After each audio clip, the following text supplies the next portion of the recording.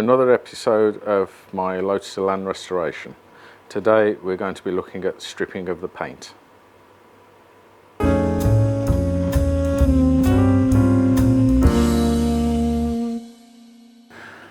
As you can see, I've now started to strip down the paintwork on the Lotus Elan.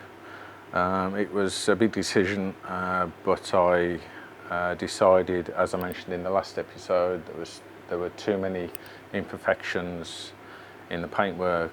The fiberglass was showing through and there was a little bit more damage. So I've made the decision to strip the paintwork myself and prep the bodywork ready for paint, which will be done by a specialist. There are several different ways of stripping paint off a glass fibre body shell. There's soda blasting, which I wasn't too keen on. Then there's sanding and the use of paint stripper. I decided against paint stripper and also sanding, as it creates one hell of a mess. So I wanted to minimise the amount of dust around, so I decided to use a trusty paint stripper, or whatever you want to call it, wallpaper stripper. And it's not going too badly, if I'm honest. Minimal mess and just very time consuming. To get it to this stage, it's taken me about 8 or 9 hours. Some parts come off easy, some parts are very difficult to get rid of, but I'll be going through that in a short time.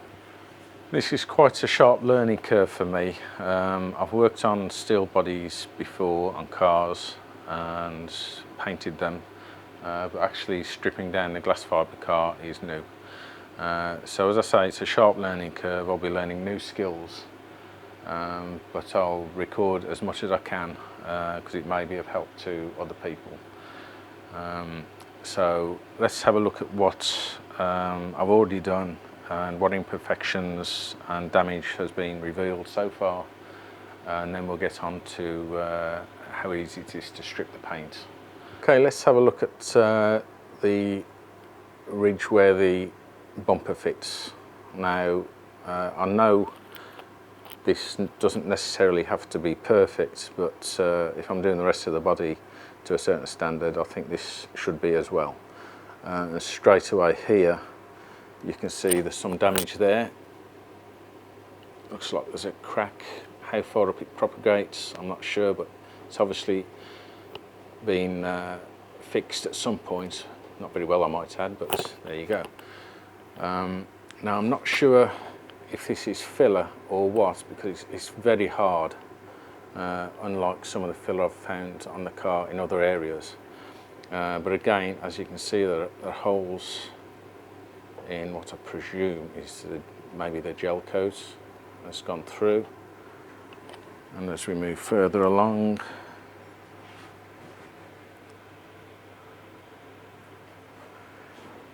you can see probably some cracks there, some stress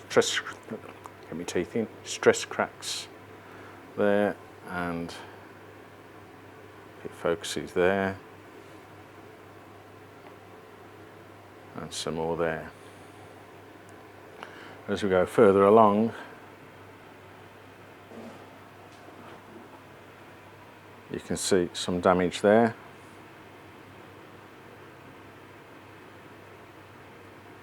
And that actually goes up into the lip there.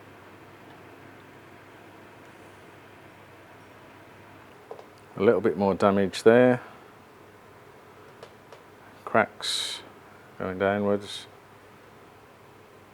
and another crack going up there. Whether that propagates in there, I don't know yet, but I'll have to uncover that. And that one does actually stretch down there by the look of it. So all that's got to be dug out and filled properly. Right, whatever's been applied to the fiberglass before the paint's been applied is a bit inconsistent. I mean, up here you've got a coating which is quite flexible, to be honest. I've got a little bit here, and I don't know exactly what it is, but surely it shouldn't be flexible, but I don't know. I'll have to look into that. Then if we go over here,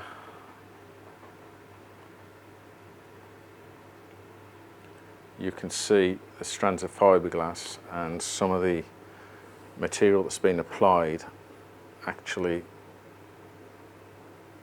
within gaps perhaps left by the fiberglass. So that doesn't seem right to me.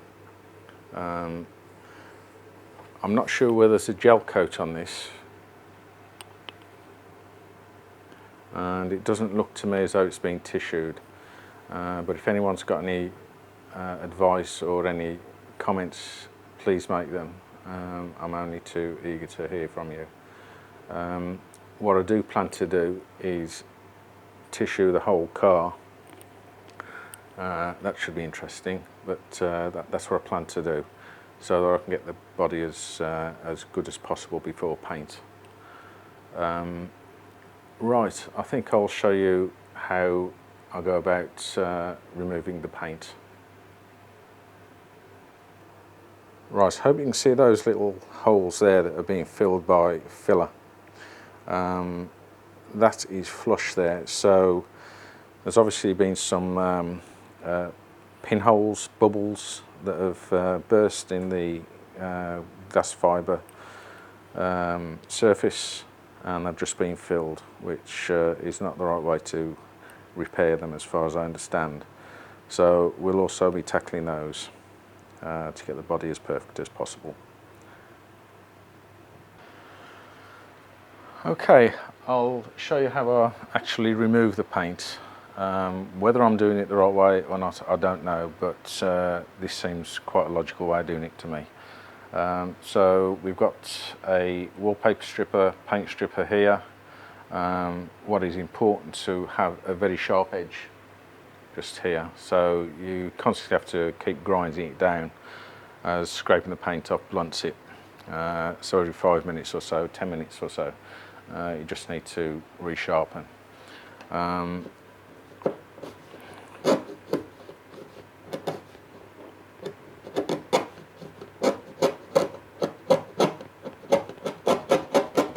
As you can see, the paint comes off fairly easy off the substrate that's been applied.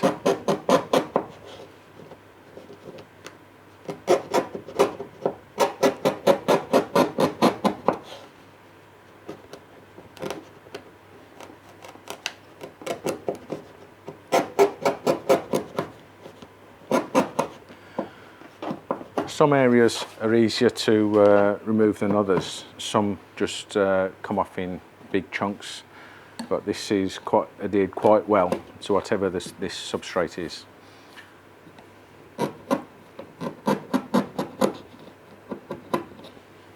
Now this material will come off, but it's a bit more labour intensive, so you have to be careful to go at the right angle and not ding into the fiberglass.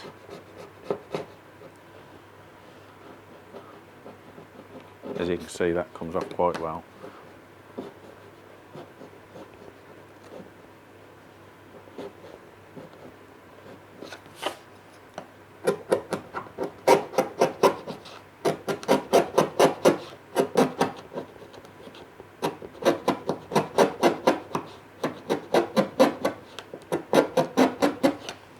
Okay, it creates a mess, but certainly not the amount of dust and mess grinding the stuff off would cause.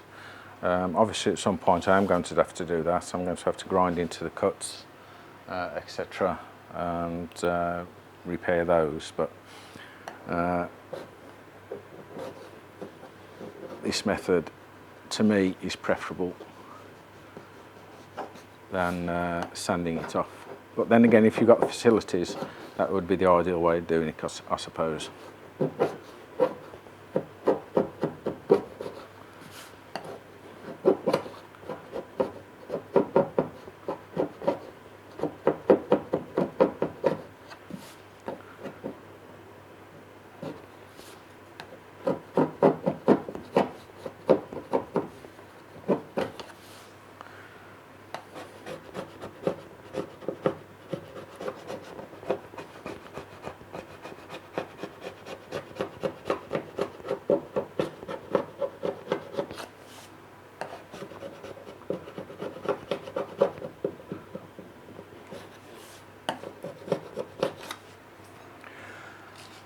And then just a quick rub over with, this is a 120 grit.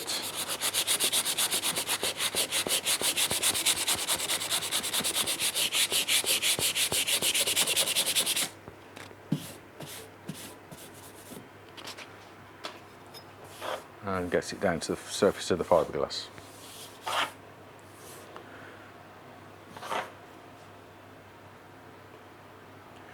Well, I'm going to carry on with this. I'll come back a bit later and show you how far I get. This is going to be a long and laborious process, so I'll keep you updated as to what goes on and whether I find any more damage to the car and what I'm going to do about it. So please stay tuned, please like and subscribe.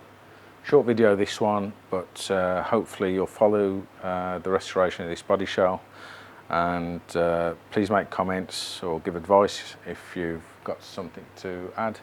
I'm only too pleased to hear from you. So thanks for watching, please subscribe and like, and come back next time. Thank you for watching.